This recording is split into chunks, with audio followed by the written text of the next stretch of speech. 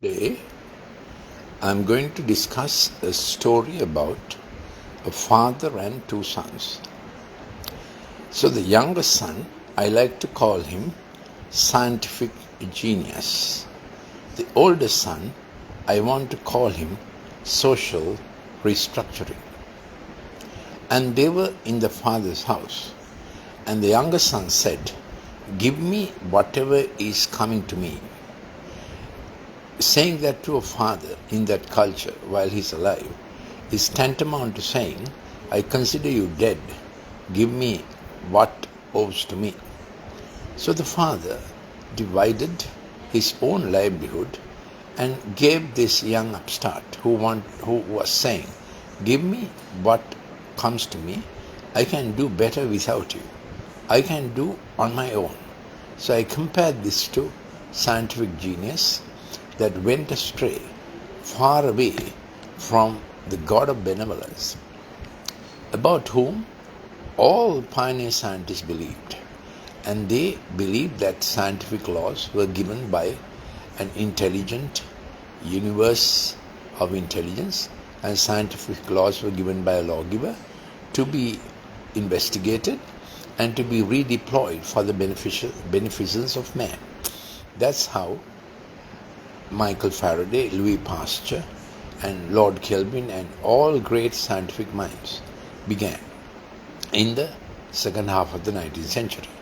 But in 1859, Karl Marx wrote Das Kapital, and Charles Darwin wrote Origin of Species, which was really not origin of species. It was only about survival of species. There's nothing about origin there. If origin was, he suggests that survival of the fittest was the way by which what was already present got selected. So there is no hint or clue that Darwin gave how the origins came, how the original species came. All that was added much later. So this young son said, "I will go and do it by myself on my own." And he went and squandered all his wealth with riotous living, just the way the scientific genius has gone so far out. They are making genetically modified mosquitoes to send all over Africa to remove the Anopheles culicifacies, the malaria mosquito. We want to ask, what else will the genetically modified GMO mosquitoes inject into people whom they bite and sting? What is programmed into the mRNA of a genetically modified mosquito that becomes a prick with a foreign protein? So my parallel is this. In that ancient story, father had two sons, and the younger son went far away, as far as possible from the father, out of his sight, out of his mind, he thought. But the son was always in the mind of the father. And he wasted and squandered. He wasted and squandered the ecology, scientific resources, all resources mankind had to serve and keep for next generations, all squandered between 1970 and 2020. And 2020, the pandemic spreads.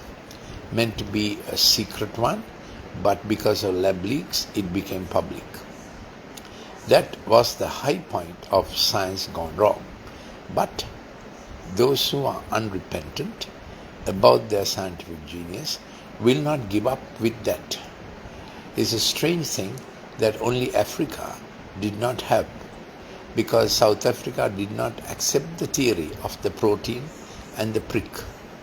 Now, they are designing some other method how to get the whole world under the global patch. Science gone wrong. But in this story about the father and two sons, the younger son who went far wrong came to his senses when he became bankrupt. No one would help him. He joined a civilian of that faraway place that was probably the red light district of Palestine at that time, place called Gadara on the eastern shore of the Sea of Galilee, and nobody would give him anything. He was starving, he was hungry. We are told famine is coming, plague is spreading, and a few global elite is scheming and planning how to get all the resources of sovereign nations under their power. But the son said, I'll go back home and I'll go to my father. In my father's house there's wisdom, there's safety, enough for me to begin from scratch. That was the great, understanding the son came to, enough for me to begin from scratch. That's what the son said, and he returned home, thinking, I will tell my father, accept me as a servant. But the father had been waiting long, and he was looking out, probably in the direction where the son had gone. And son was scraggy, badly kept, emaciated, in tatters, but father recognizes him at once. Without waiting for the son to come, he runs and covers the son's shame with his elegant robe. Imagine an older father running. In that culture they never did that. But son was returning. Son was remorseful. More than remorseful, he was turning into godly grief.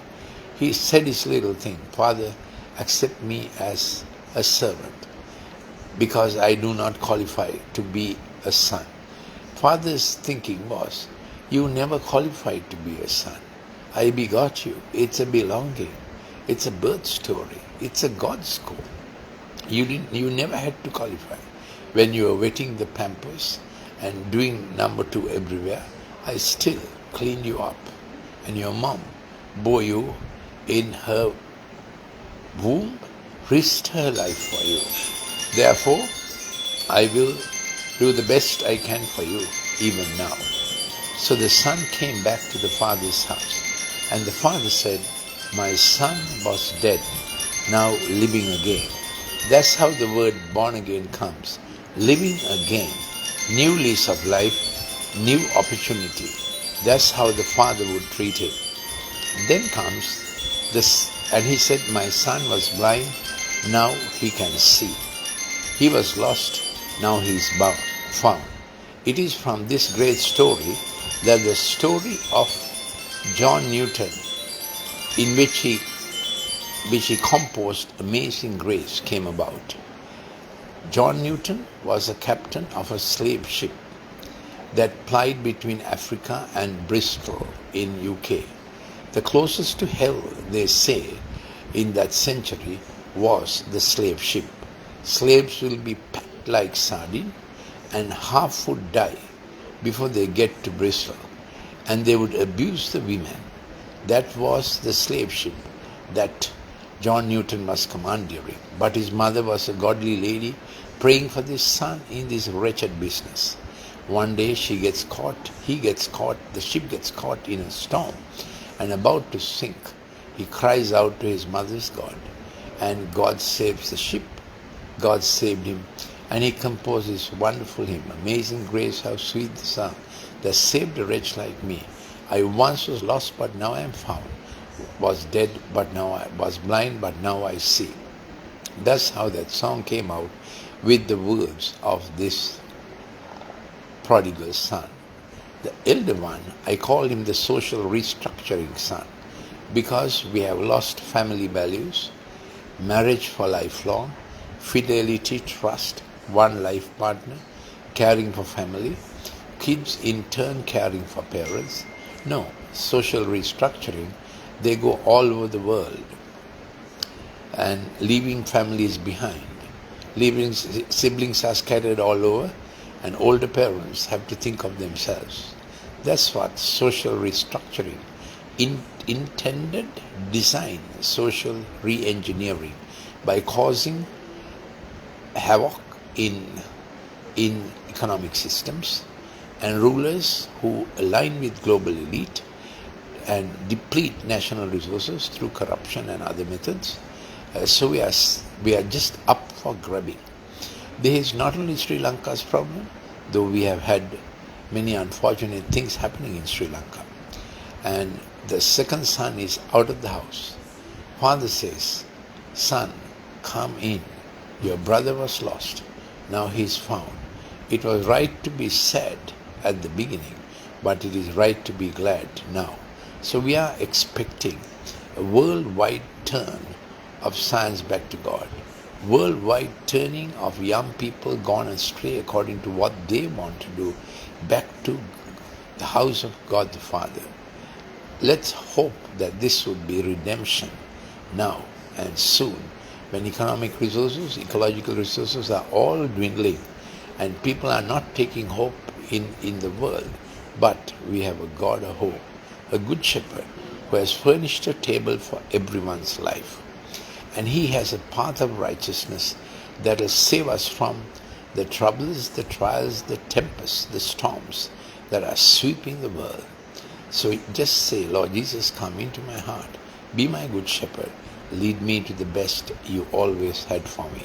Thank you for listening. I'm Dr. Lalith Mendis. If you want any more clips on science and reason, please send me a WhatsApp to +94 74 211 5011.